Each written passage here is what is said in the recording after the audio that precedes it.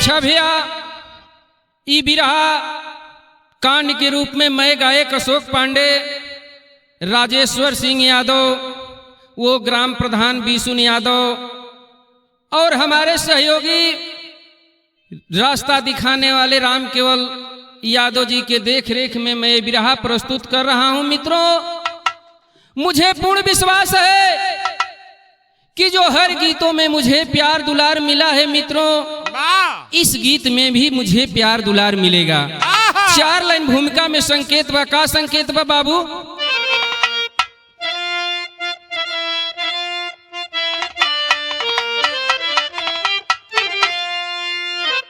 भारत के नेता कुनेता हुए,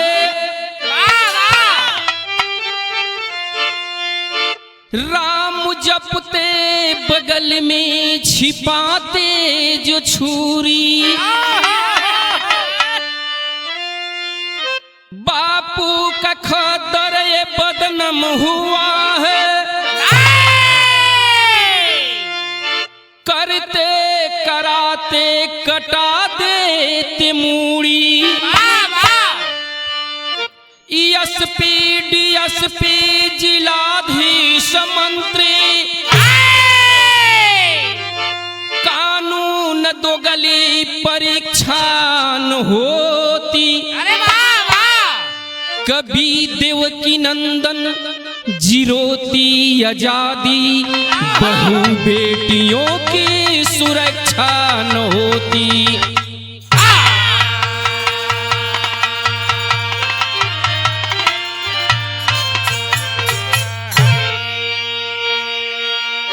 ऐ बाबू, हिंदुस्तान की धरती पर सफेद लोग भगवान राम का नाम लेते हैं, बगल में छुरी छिपा लेते हैं। अरे वाह! आज हिंदुस्तान कैसन व्यवस्था बा ये बाबू कि हमारी बहन बेटी रोड और चौराहे पर सुरक्षित नहीं है। एक लाइन टुकड़ा लगल। का लगल मास्टर भैया?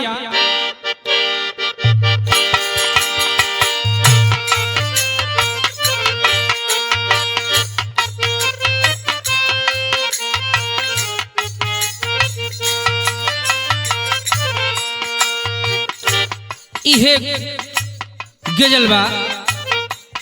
कोनो लड़की से कोनो लड़का कहता, नहीं चाहिए दिल दुखाना किसी का, नहीं चाहिए दिल दुखाना किसी का, नहीं चाहिए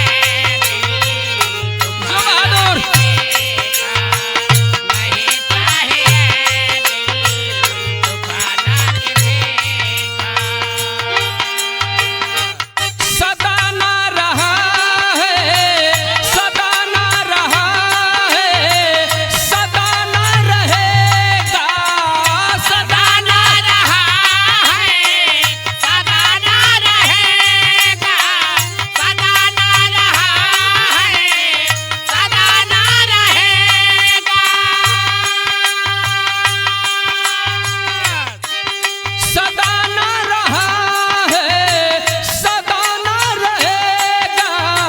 जमाना किसी का, नहीं चाहिए दिल दो खाना किसी का, नहीं चाहिए, नहीं चाहिए दिल दो खाना किसी का। बड़ी सुंदर मार्के का लाइन कवि जी लिखलन है बाबू। हे मालिक, जेके धन दो ओके बेटी दो, जेके धन मत दो एक कलयुग में ओके बेटी मत दो। कवि जी बड़ा बढ़िया बात लिखलन कि किसी को ये भगवान, किसी को ये भगवान गरीबी न देना, किसी को ये भगवान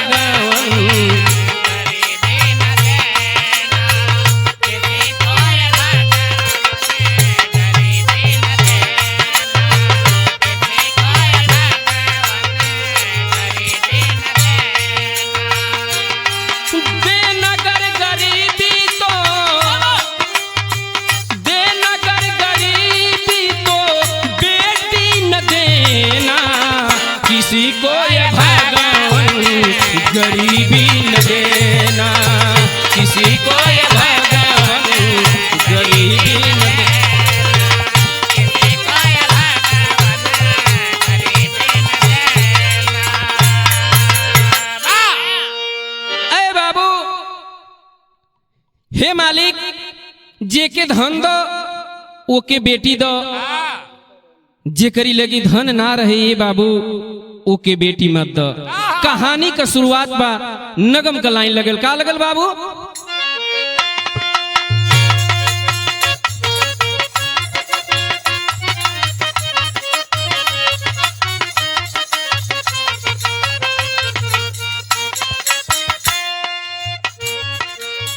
जिला गोंडा में 92 सितंबर 4 रहा, जिला गोंडा में 92 सितंबर 4 रहा, किया ऐलान पेपर रामू एक चमार रहा।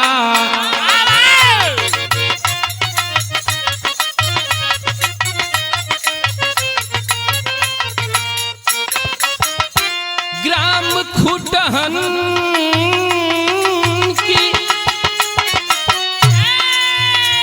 खुटहन की जो सुशीला वो तो नारी थी, सिर्फ उसके गोद में जमुनी एक दुलारी थी।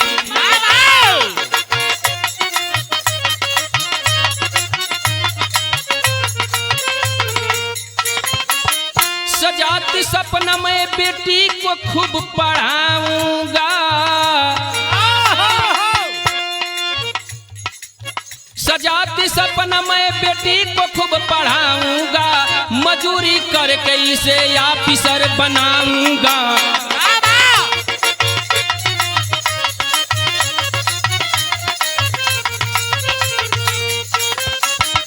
खास इंटर की फाइनल में कमर टूट गई, खास इंटर की फाइनल में कमर टूट गई, मर गई माता वो पढ़ाई अचानक छूट गई।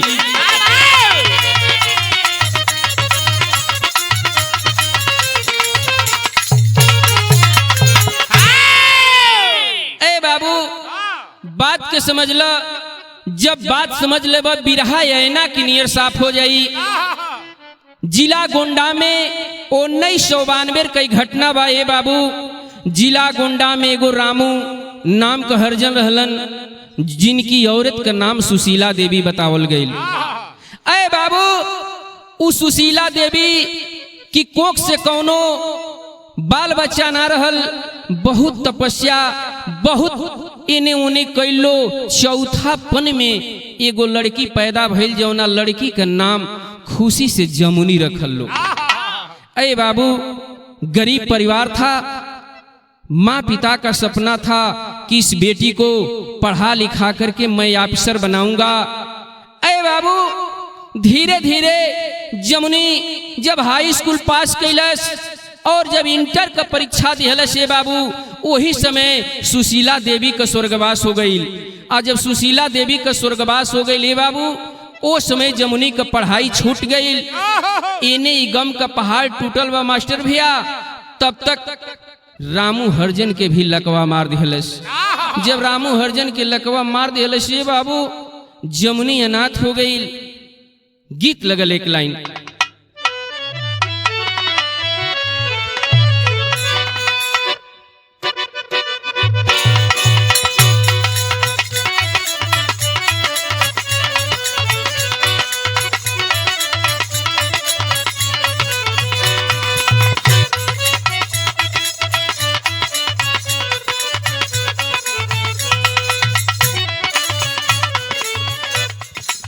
देखा ये गीत के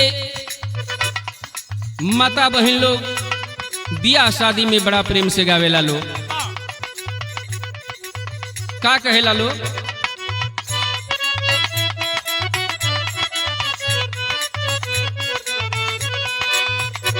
कि सास बोले कड़वी बोली, सरहज बोले नरमी, जरा हट के बैठ दुल्हा, दुल्हन की होला गर्मी, जरा हट के बैठ दुल्हा।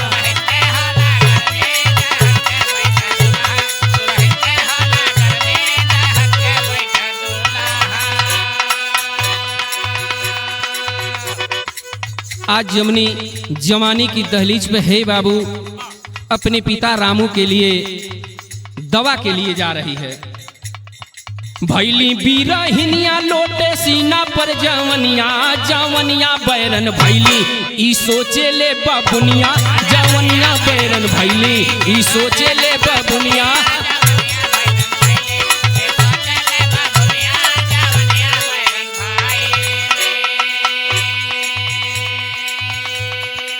एक दिन दावा लेने गई दावा खाना,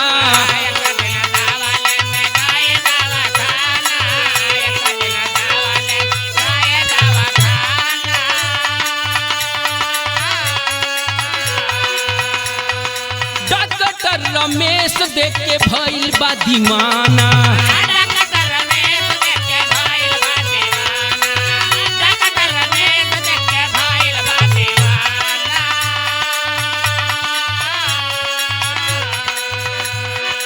कैसे के पिजड़वा में फंसी सुगनिया जवनिया बैरन भैली ई सोचे ले बबुनिया।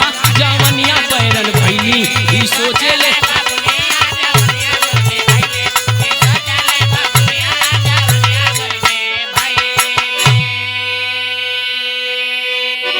ए बाबू, जमुनी अपनी पिता रामू के लिए दवा लेने खातिर गांव में एगो डॉक्टर रमेश रहलन। रमेश की दुकान पर जब गइल बा, जब डॉक्टर रमेश वो लड़की जमुनी के देखले बा, ये बाबू ओकरी मन में विचार आइल कि माल बड़ा सुघर बा, एक के तरह अपनी जाल में हम फंसा ले। दवा तो दे दिया बाबू, लेकिन दिन भर जमुनी की फिराक में रहल कि आखिर कोनो न कोनो जुक्ति लगा के अपना ली। एक लाइन गीत लगल, का लगल मास्टर भैया?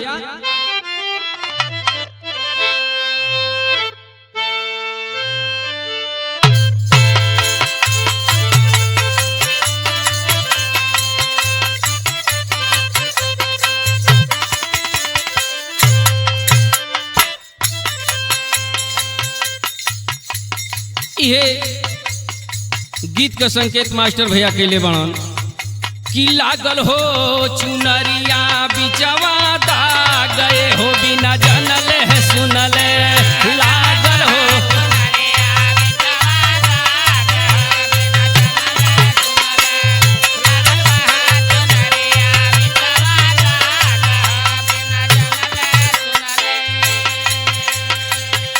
आहो बिना जानले सुनले, आहो बिना जानले, आहो बिना जानले सुनले।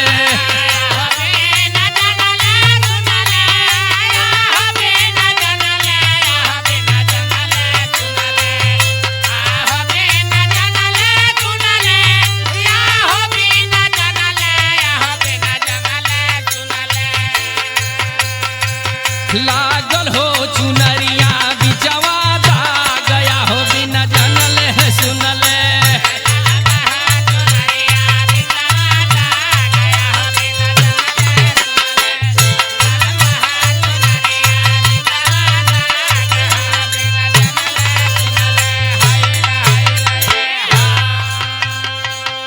लेकिन डॉक्टर रमेश चाल को चल गया बाबू।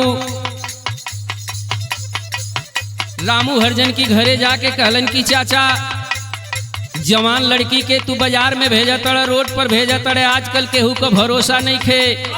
आज से जमुनी के हम अपन धर्म का बहिन मान लेले बानी।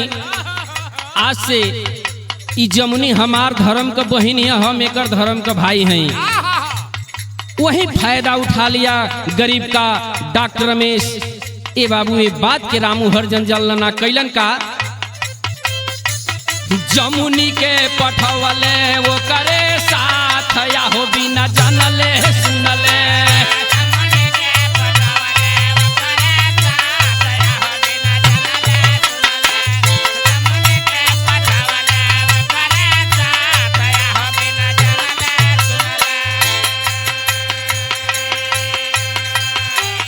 टेकसी में लेके पप्पी अलीगढ़ आइले,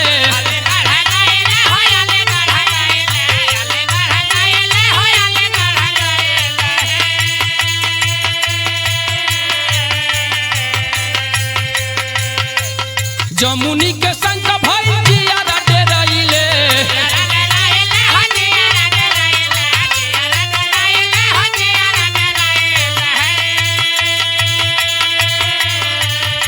अरे नेता के कोठरिया भैली रात या हो बिना जानल है सुनले नेता के कोठरिया भैली रात या हो बिना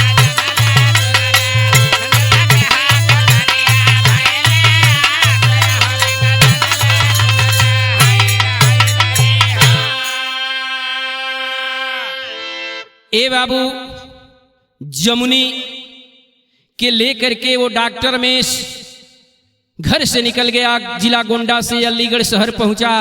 धीरे धीरे शाम होखे लागल। जमुनी की मन में घबराहट भइल कि आखिरकार ई रात का बेरा होता, भैया कहाँ लेके जाता। धीरे धीरे जब 9 बजने लगा, 10 बजने लगा, उस समय रात हो गई और एक नेता की कोठरी पर वो लड़की जमुनी के लेके डॉक्टर रमेश पहुंचल। कोठरी में बंद कर दिया बाबू। बंद करके 4 साथियों के साथ दारू को मंगाया और दारू जब पी लिए बाबू, उस समय वो जमुनी की संगे खींचा तानी और रूम में करत गीत लगल। का लगल मास्टर भैया?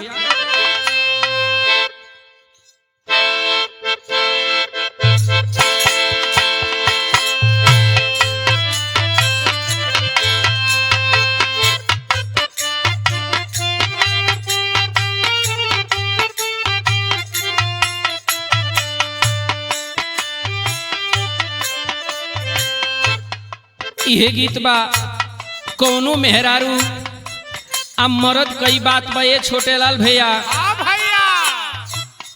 जैसे ये घड़ी देखा तड़े कि वो गीत बड़ा ट्रेंडिंग करतिया।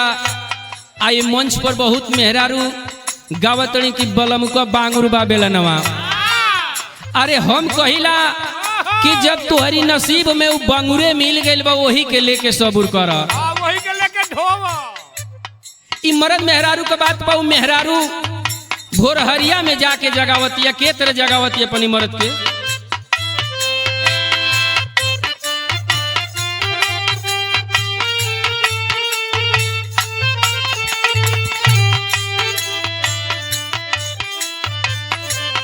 भूखल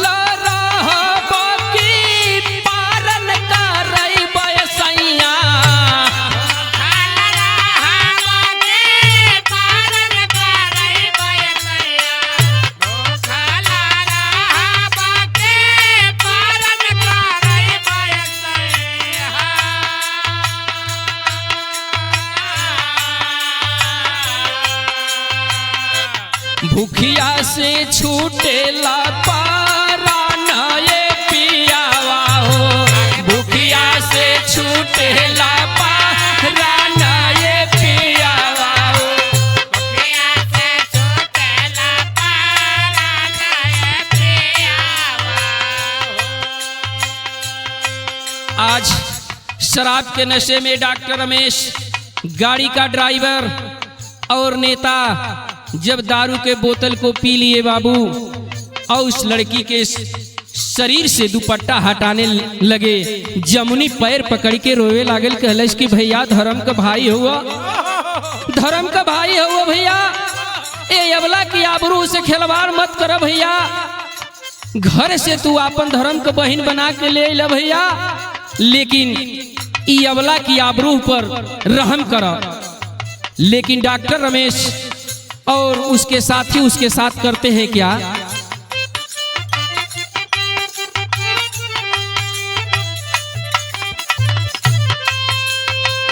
फंस के पिंजरावा में रोवे सुगनिया हो, फंस के पिंजरावा में रोवे सुगनिया हो, फंस के पिंजरावा में रोवे सुगनिया।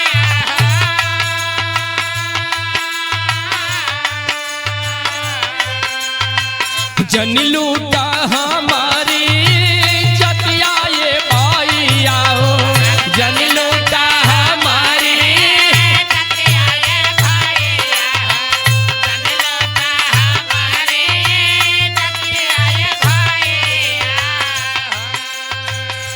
हो। जमुनी पैर पकड़ करके रो रही है कि भैया एक गरीब की आबरू के मत लूटा। नशे में चारों आदमी कैलन का पारी पारी लूट लिया पपिया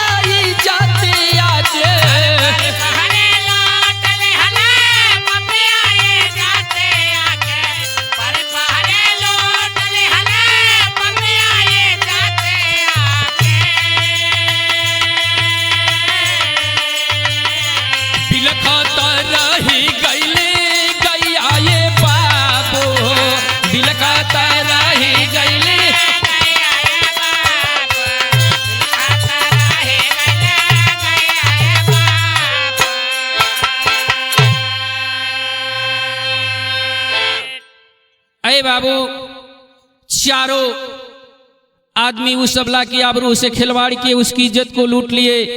अपनी इज्जत की भीख मांगते हुई जमनी बंगले में गिर गई। टेरी की लाइन में कहना बा,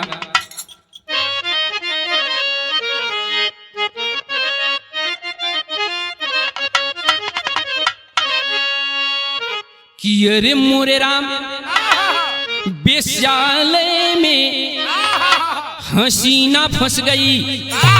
तब मिल के तीनों पापी कैले काम कमीना यर कमीना यर कमीना। बेश्यालय में हसीना फंस गई। शौक से 15 दिन तक, शौक से 15 दिन तक उसकी इज्जत को लूटे मकार। रेखा बाई के कोठे पर बेच दिए जालिम गद्दार। इधर रोगी रामू तड़पता बिटिया कहवा गईल हमार। अरे रघुवंशी डॉक्टर न आया शंका होने लगी अपार। अरे बाबू 15 दिन तक डॉक्टर उस सबला को लेकर के अलीगढ़ शहर में घूमता रहा, उसके आबरू से खिलवाड़ करता रहा। आज रामू हरिजन जो है कि घर पे अपने बिटिया के लिए तड़प रहा है। पहपट वाली लाइन बा,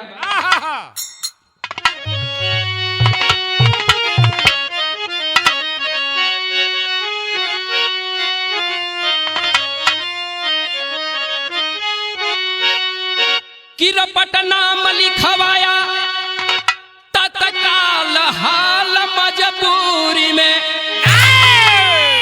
सुने नाही उहवा के कोतवाल हाल मजबूरी में।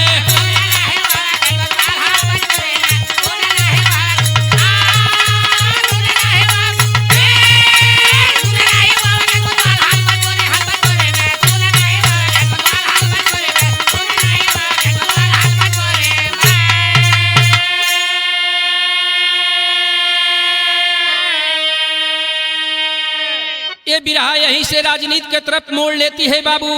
उस समय मुख्यमंत्री माननीय धरतीपुत्र मुलायम सिंह यादव थे। मीटिंग मुलायम यादव की थी, पहुंचे थे रिश्तेदार हो। उठा ले गए मंच के ऊपर, कहने लगा ललकार हो। बेटी के ले गई शैतान हाल मजबूरी में। सुने नहीं हवा के कोतवाल हाल मजबूरी में। अरे बाबू माननीय मुख्यमंत्री मुलायम सिंह यादव की मीटिंग थी। उसी मीटिंग में रामू हरिजन के कुछ रिश्तेदार आए थे और उस रामू हरिजन को मंच के तरफ ले गए। माननीय मुख्यमंत्री मुलायम सिंह जब देखे तुरंत गनर को और सबको बोल दिए और उसको मंच पर बुला लिए रामू हरिजन को। और रामू हरिजन के मंच पर बोलोले बड़े पैर पकड़ के, ये बाबू रामू हरिजन कहे लागल कि माननीय मुख्यमंत्री जी, आज तक 15 दिन से हमारे ही गांव का डॉक्टर रमेश मेरे बेटी को ले गया है। नौकरी धराने के नाम पर 15 दिन हो गया नहीं लेके आ रहा है। और कोतवाल के यहाँ हम गए, कोतवाल थाना में रपट लिखने से भी मंजूर इनकार कर दिया। अल्लाह वाली लाइन में कहना बा, का कहना बा बाबू,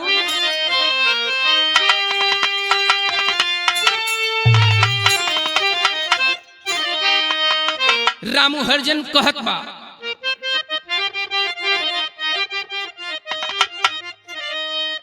कि हम जनली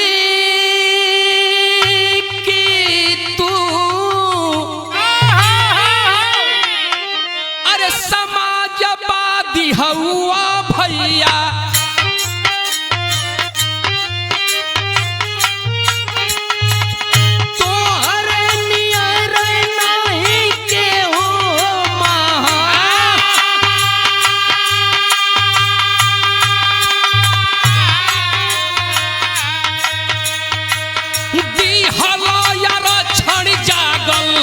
पीछे वाली जतिया बाबू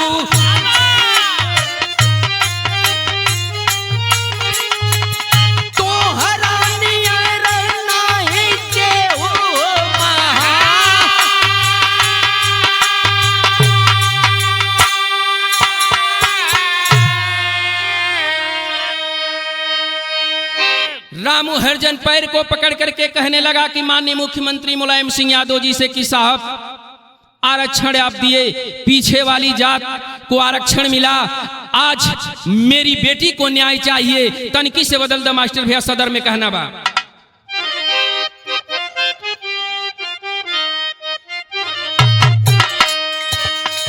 भैया अलीगढ़ सहरिया का भाई ले घेराऊ,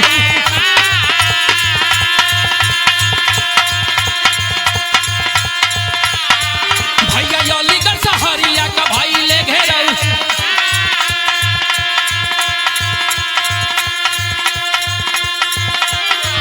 अब चारों पापी तुरंत या गईले पता,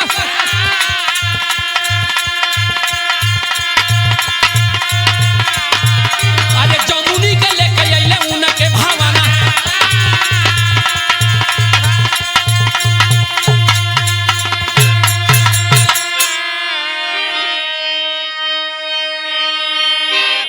माननीय मुख्यमंत्री मुलायम सिंह का आदेश हुआ, रातों रात अलीगढ़ शहर पर नाकाबंदी भइल और चारों पापी डॉक्टर रमेश समेत और जमुनी के लेके जब रामू की घर आइल बड़न वो समय के अंतिम लाइन में कहना बा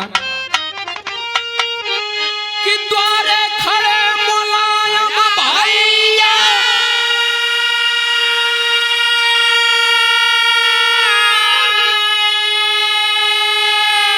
अरे चरणों में गिर के अनाथ गैया, तधोबलन आंसू से पायरिया यादव का हीरावा,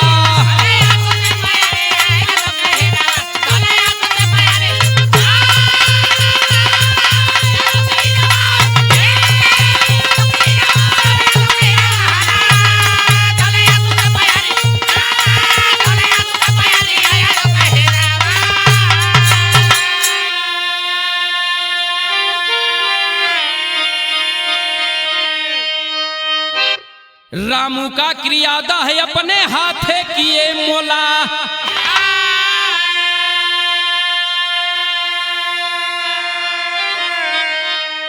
तब पर उपकारी समाजवादी अरे नेता भइले कायम,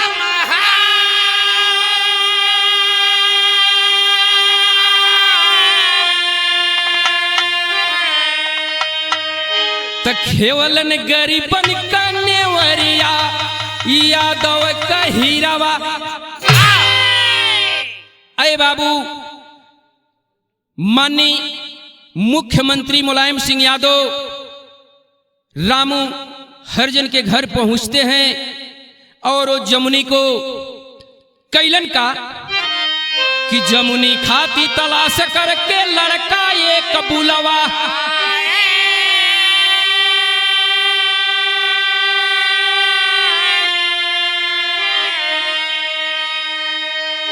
काफी दान दहेज देकर गंधर्व ब्याह कराए,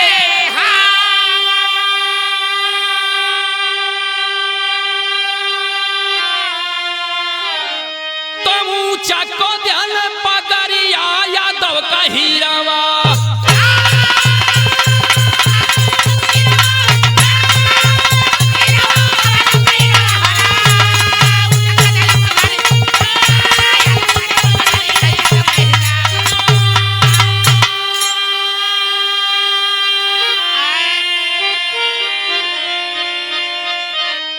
बाबू जमुनी खातिन लड़का तलाश करके वो स्वजात में और काफी दान दहेज देकर के माननीय मुख्यमंत्री मुलायम सिंह यादव जी जमुनी का शादी करौलन, समाज में रहे के वो बेटी के जिए के अधिकार दिहलन। यही से कहल गई कि धरती पुत्र मुलायम सिंह यादव के हुना हुई। अंतिम लाइन में बतावल गई कि परम पूज्य गुरु लगन जी उत्स्वर्ग गए सिउधा,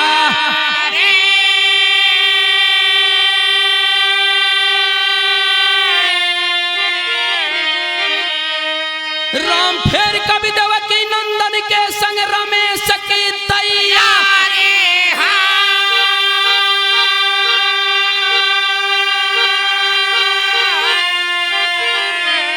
अरे बेसाल में हसीना फंस गई, तक गाते अशोक पांडे जी बिरहा सीना तानी, बेसाल में